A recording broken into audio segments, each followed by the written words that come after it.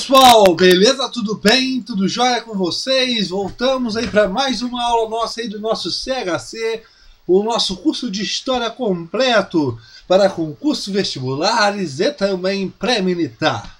Beleza, pessoal? É o nosso CHC, o nosso curso de História completo. O e-mail historiacom1@outlook.com, Facebook Isto Sai, o celular de mensagem 3291650267. Ou vocês podem olhar aqui do lado, a aula dessa videoaula é sobre resumão PM São Paulo. Vamos falar sobre Segunda Guerra Mundial e Guerra Fria. Beleza? Depois, mais na frente, eu vou explicar para quem não sabe ainda como que funciona, quais são os benefícios do nosso canal. Beleza? Segunda Guerra Mundial. Pessoal, a Segunda Guerra Mundial é um desdobramento da primeira, né? O Hobsbawm vai falar que até que a Primeira e a Segunda Guerra são a mesma guerra, né? Mas o que nós temos que entender?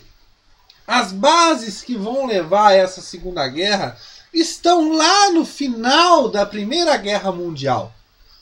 A assinatura do Tratado de Versalhes vai desenvolver dentro da Alemanha um sentimento revanchista, né? Aquela ideia de Wilson do plano dos 14 pontos, uma paz sem vencedores, aquilo sai de terra, né? E o que acontece? Inglaterra e França, principalmente a França, querem um culpado para a Primeira Guerra Mundial. E a Alemanha é a culpada. E sucumbe a Alemanha nesse momento ao chamado Tratado de Versalhes, um tratado que vai humilhar a Alemanha. Vai tirar sua aeronáutica, vai diminuir sua marinha, exército e ainda mais, vai impor à Alemanha a um pagamento de uma dívida que era considerável como impagável, né? A Alemanha vai quebrar, né? E nesse momento você observa o fortalecimento de pessoas que vão tentar salvar a Alemanha desse caos. Nesse caso, nós temos os desdobramentos dos chamados regimes totalitários. Na Alemanha, o nazismo, e na Itália, o fascismo. Tranquilo, pessoal? Mas o que nós temos que entender aqui primeiramente? A ordem bipolar. Com o final da Primeira Guerra Mundial, nós já observamos essa divisão, que em 23 você tem a criação da União Soviética, nós observamos a separação do mundo entre um lado o capitalismo e do outro lado o socialismo. Não é só apenas durante a Guerra Fria que nós vamos ter esse mundo bipolar. Esse mundo bipolar já começa no final da Primeira Guerra Mundial. Quando a Rússia sai da Primeira Guerra, passa por sua revolução, a Revolução Russa, uma revolução bolchevique, primeiro uma menchevique, burguesa, mas depois uma socialista, a Revolução Bolchevique, que é a Revolução Russa, né? Aonde nós temos de um lado o capitalismo e do outro o socialismo. O problema é que em 1929 nós temos a Grande Depressão, o crack, a crise de 29, a quebra da Bolsa de Valores de Nova York. Motivos esses que são N para a crise de 29, mas principalmente a superprodução. Os Estados Unidos produziam em larga escala uma produção que levava o país a produzir tanto que ele não poderia, o mercado interno dele, absorver essa produção.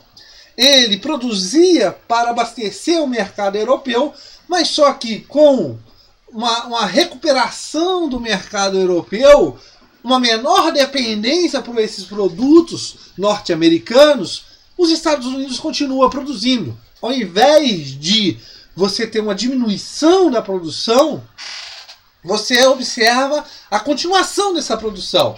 E o mercado não poderia absorver tais produtos. Então nós temos a formação dos estoques.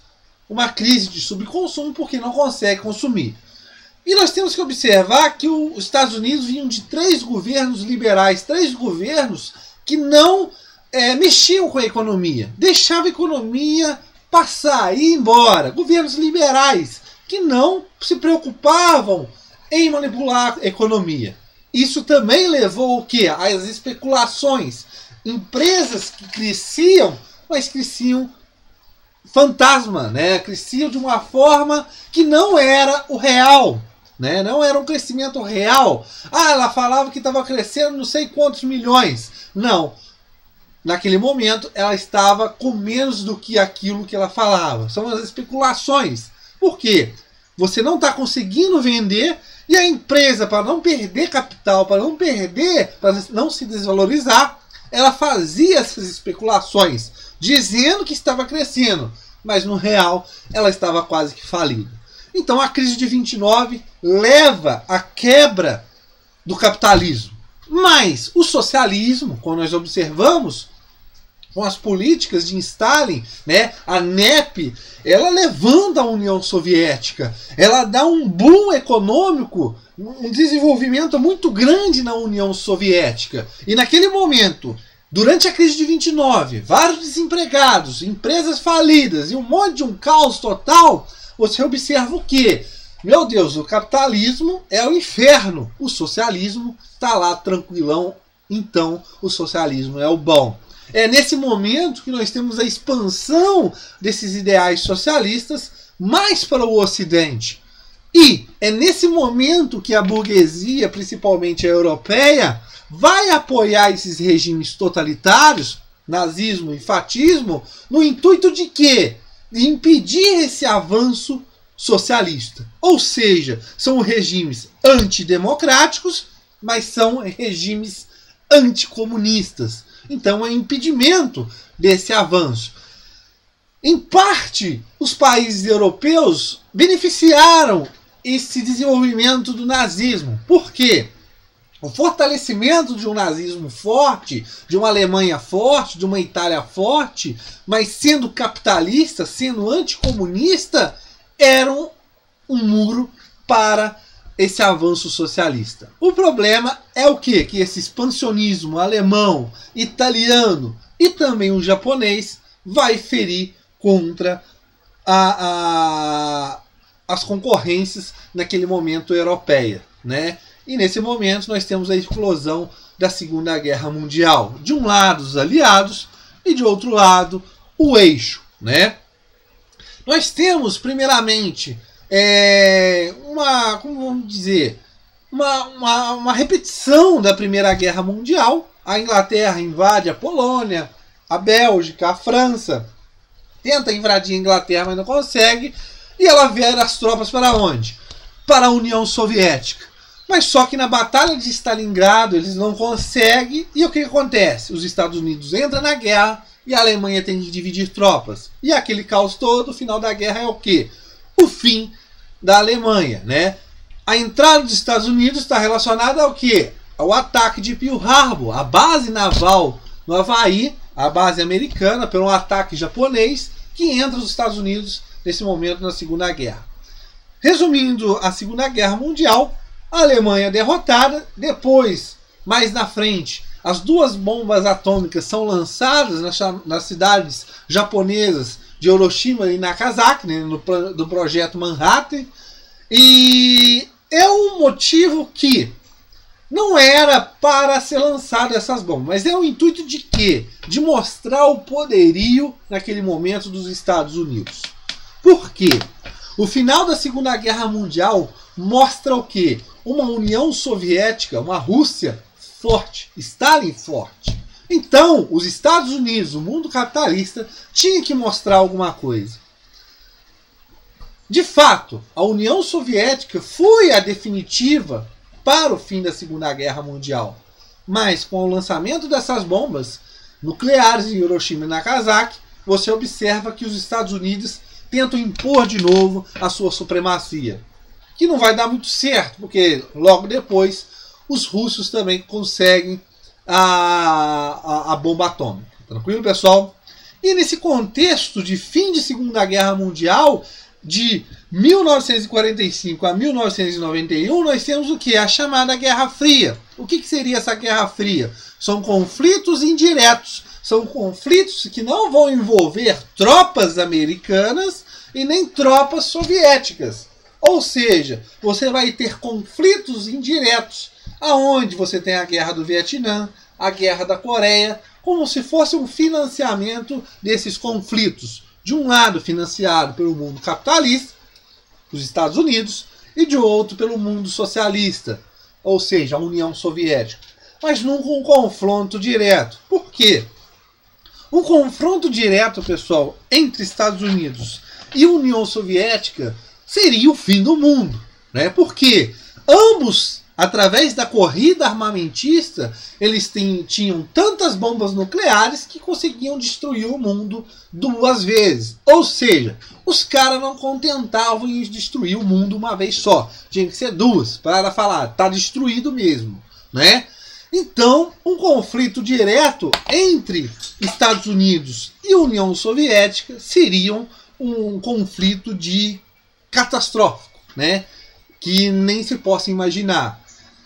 Um desses problemas foi a chamada crise dos mísseis, que chegou-se quase ao chamado fim do mundo, né? Mas esses conflitos indiretos através desses financiamentos. Por quê? Qual ideologia é a melhor? Se é a ideologia capitalista ou a ideologia socialista? Na busca de quê? Na disputa de quê? De áreas de influência. Aí nós temos, de um lado, os Estados Unidos com suas ideias, a doutrina Truman, o avanço socialista, impedir o avanço socialista, o plano Marshall, a ajuda econômica aos países capitalistas, e a OTAN, a Organização do Tratado do Atlântico Norte, que é uma aliança político-militar. E do lado da União Soviética, nós temos a Comecon, que é uma ajuda mútua, uma ajuda econômica para os países do leste europeu, os países socialistas, e o Pacto de Varsóvia, que é uma aliança político-militar. Tranquilo? Nesse momento, nós temos a desdobradura das ditaduras, né? Nesse caso, na América principalmente, nós temos a ditadura no Brasil, porque os Estados Unidos vai apoiar essas ditaduras capitalistas, por quê? Para que não se aconteça como aconteceu em Cuba. A Cuba se rebelou e virou um socialista, né? Então, para não surgir uma nova Cuba, são apoiados esses regimes ditatoriais na América Latina, no caso aí, como vocês observam, em 64, no Brasil, né? O Muro de Berlim. O Muro de Berlim é o marco principal dessa divisão. De um lado, a Alemanha capitalista, de outro lado, a Alemanha socialista. E é nesse contexto de Guerra Fria que é interessante nós destacarmos também a descolonização. Aquela colonização que vai começar, essa nova forma de colonizar, que vai começar lá no século XIX, com o imperialismo, né, dos países da França, Inglaterra, Alemanha até mesmo, né, com pequenas possessões coloniais, a Bélgica, entre outros, que vai formar a partilha da África através da Conferência de Berlim. Você observa o quê? Que ao final da Primeira Guerra e o entreguerras, e depois com o final da Segunda Guerra, você vai observar o quê? A descolonização da África e da Ásia. Qual que são as causas dessa colonização? Primeiramente, o enfraquecimento das antigas metrópoles. Passava-se elas por uma Primeira Guerra, depois por uma crise econômica, a crise de 29, e ainda mais uma Segunda Guerra. E ainda mais, outra causa, aí os Estados Unidos e a União Soviética também eram favoráveis por essa descolonização, por essas áreas de influências que poderiam, ora, apoiar os Estados Unidos, ora, a União Soviética. Grande exemplo é a Conferência de Bandung, que acontece na Indonésia, em 1955, aonde nessa conferência se reúne vários líderes daquele momento da África e da Ásia, numa ideia de quê? De autodeterminação dos povos, ou seja, uma liberdade desses povos. E a ideia que teria seria o quê? Que esses países não iriam se aliar nem ao bloco socialista e nem ao bloco capitalista. A Guerra Fria termina quando?